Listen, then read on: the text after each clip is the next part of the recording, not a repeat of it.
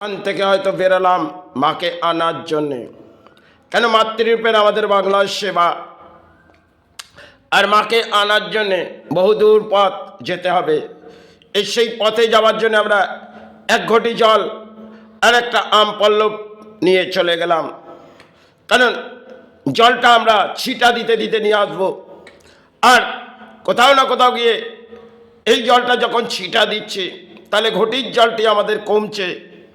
ঘটির জলটা যখন কমবে, তখন কোথাও না কোথা থেকে আপনাকে ওই ঘটি ভরে ফের জলটা ছিটে দিতে দিতে আসতে হবে। হয়তো পথটা বহুদূরই, পথটা যে পথটা বহুদূর পথ, এবার সেখান থেকে মাতৃসেবার আবির্ভাবের জন্য মাকে আনা হচ্ছে। আর হয়তো বাসস্থান আসতে গেলে সেবার মাঝে জলটি শেষ হয়ে যেতে পারে, তাই কোথাও না কোথা থেকে এই জলটি ভরে নিতে হবে। তেমন একটা মনুষ্য জন্মে আমাদের খেলা, সেখানে আমাদের অর্থটা সঞ্চয় করতে গেলে লড়াই করতে হবে। আর সেই লড়াইটা যখন আমাদের জীবনে দুর্ভোগ এসে যায়, কারণ অর্থটা আমাদের প্রয়োজন। এই মনুষ্য জন্মে দেখবেন অর্থ আপনার না থাকলে আপনার কাছে কিছুই নেই, কারণ প্রাণী হিসেবে আপনার অর্থের প্রয়োজন, কারণ আপনার অন্যের আহার চাই।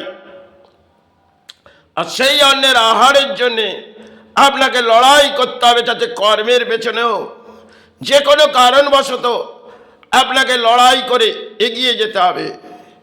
যেমন এক ঘটি জল নিয়ে গেলাম, সেই জলটা তো ছড়াতে ছড়াতে আমাদের একটি আম পল্লব দিয়ে যখন ছড়ানো হচ্ছে, জলটা তো কমতে থাকছে।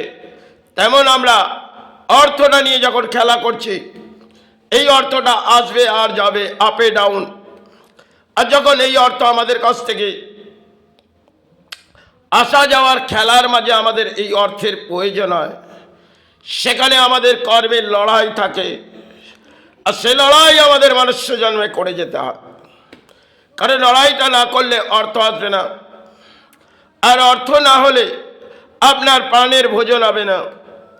এই জীবনের হয়তো কর্ম নিয়ে যা বুঝেছি, তার পেছনে হয়তো বহু লজিক আছে, হয়তো দেখবেন সেগুলো আমরা মেনে চলি না। আজকের সমাজে দেখবেন যখনই কিছু অর্থ পেয়ে গেল, মনে করলেন আরে বহু কিছু দান পেয়ে গেলাম, আর হয়তো আমার দানের প্রয়োজন নেই। কিন্তু ওই ঘটির জলটি যেমন কমতে থাকছে, তেমন আপনি যে ছড়াতে থাকছেন, সেই ঘটির জল আপনাকে কোথাও না কোথা থেকে ভরে নিতে হতে পারে, কারণ আপনি বহু দূর পথ এবং আসা যাওয়ার খেলার পেছনে আমরা হয়তো কর্মের পেছনে লড়াই করি, কারণ কর্মের প্রয়োজন। সাথে ধর্ম থাকলে সেটা আপনাকে অর্থ সঞ্চয় করতে হবে, তবেই আপনি ধর্ম চালাতে পারবেন। কারণ দান প্রত্যয় ধর্ম আজকে সমাজে দেখবেন, কিন্তু এটা সমাজে চলে বটে, কিন্তু এর পেছনেও আপনি যদি দান না দেন, তাহলে সমাজ আপনাকে মেনে নেবে না। আর সমাজে আপনাকে দান দিতেই হবে, কারণ যখন আপনি দান না দিতে পারবেন, সমাজের কাছে গ্রহণযোগ্য নয়।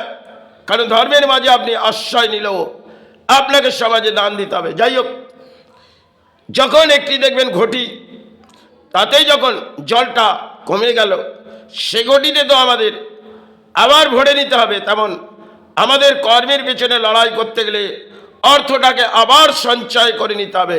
হয়তো কিছু বিলিং হচ্ছে, আবার কিছু এসে যাচ্ছে, কেন এসিজি মেশিনের মতন আপে ডাউন আপে ডাউন, এই করতে করতে আমাদের লড়াইটা থমকায়। কারণ যখন থমকে যায়, আমরা মাথার মধ্যে দুশ্চিন্তা নেমে পড়ি না।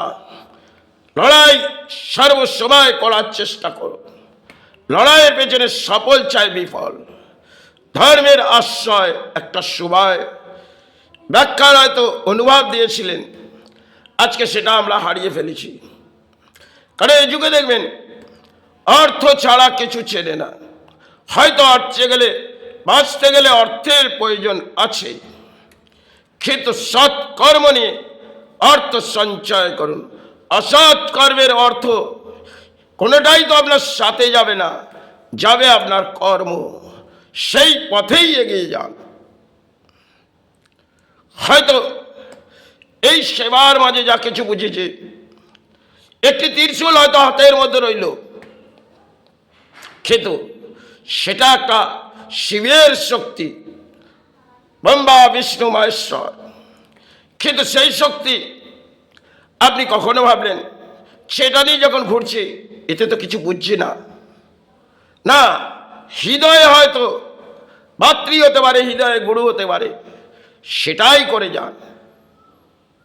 একটি ত্রিশূল যখন দেখবেন স্থানে রাখা থাকে, তার মধ্যে একটি ম্যাগনেট যেন থাকে, সেই ম্যাগনেটটি তার মধ্যে যেন পাওয়ার হয়ে থাকে। বহু স্থানে দেখবেন একটি ত্রিশূল আছে, সেই ত্রিশূলগুলো একটা সময় সাধকরা রেখে গেলেন, তার মধ্যে তারা একটা ম্যাগনেট যেন পাওয়ার দিয়েছিলেন, সেটাই সমাজে দিতে পারবে না।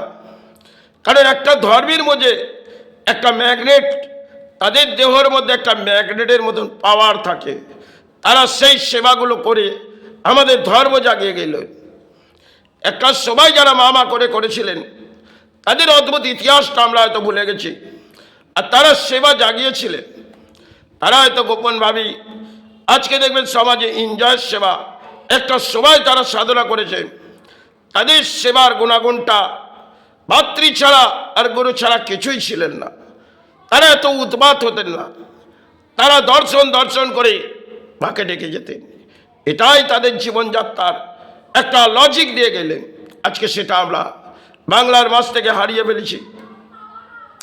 হয়তো দেখবেন বাংলার মাঝে মাতৃপদ শেখায় জায়গায় জায়গায় হয়, কিন্তু চাদর পেতে কিছু দানও সঞ্চয় করা হয়। একটা সময় সাধকরা বলেছিলেন সে দানের মাঝে সেবা হয়তো বাংলা চলে আসবে, আর সেই বাংলায় ধর্ম লুপ্ত হয়ে যাবে। কারণ যেখানে একটা সময় বলা ছিলেন, আজকে সেটাই হয়েছে। কলিযুগের অংশে আমরা হয়তো সেবাটা করছি, সেটা একটা দানের মাঝে। মাকে দান দাও, মা দান না দিলে তো তিনি তো অন্ন পাবে না। এটা দেখবেন কলিযুগে মন্দিরগুলোতে দানপত্র বসানো আছে, সেই মন্দিরগুলোতে দেখবেন যারা যাচ্ছে মাকে, মা তোকে দান দিতে এসেছি, তুই এ দান গ্রহণ কর। আর মা বলছে, আরে আমি যে কিছুই গ্রহণ করি না। মাতৃরূপের সেবায় আবির্ভাব বহু গুরু বলেছিলেন, দেখো হৃদয় দিয়ে মাকে ডেকে যাও। তিনি না খায় না পড়ে, তিনি তো কারো খায় না, কারো পড়ে না, সন্তানদের সাহারা দেয়। আজ কোথায় বাংলা চলে এসেছে? এই উৎপাত সমাজ থেকে মনে হয় চলে যাওয়াই ভালো। জয় গুরু, জয় মাই।